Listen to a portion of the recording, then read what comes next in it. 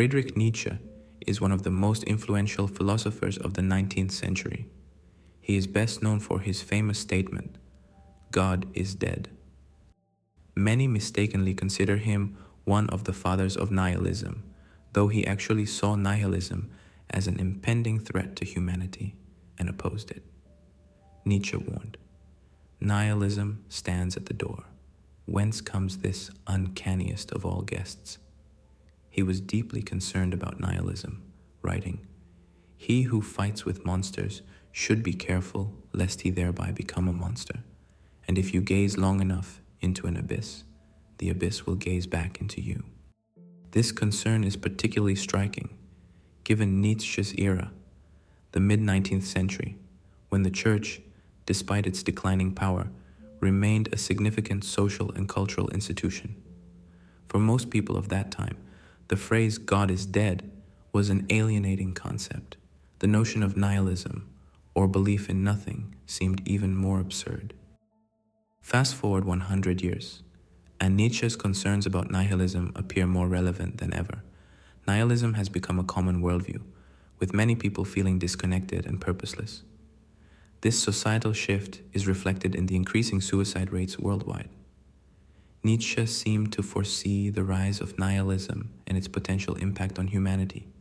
His warnings about the dangers of losing meaning and direction resonate strongly in our modern context. Nietzsche was indeed ahead of his time, and it is safe to say that he predicted the future. Clearly, Nietzsche was a smart man, but how smart? Well, first, we need to define what makes someone smart. Is it having a good memory, understanding complex ideas quickly, or expressing thoughts clearly?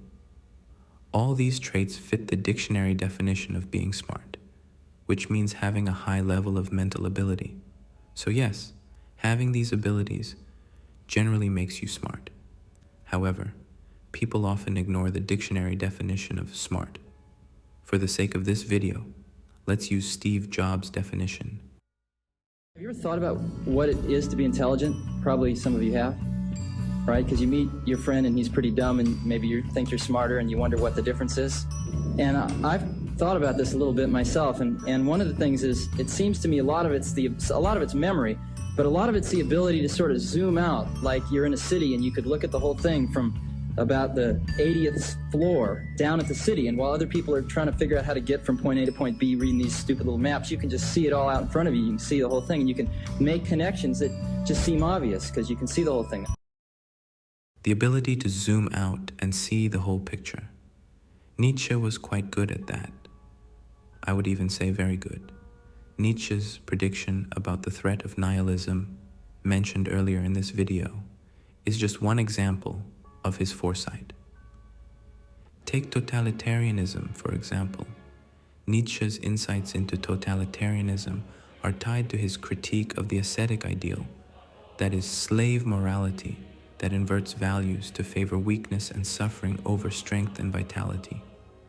He saw how ideologies, rooted in self-denial and moral inversion, could shape oppressive systems.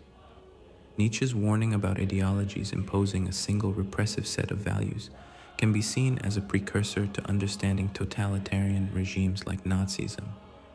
His critique of the ascetic ideal, which involves the manipulation of values and meaning, mirrors the moral inversion and value distortion observed in such regimes. Nietzsche's concern that ideologies could lead to terrible outcomes matches what happened with totalitarianism in the 20th century. He saw that these ideologies could lure people and societies into moral conflicts, which is clear in the totalitarian regimes that emerged later.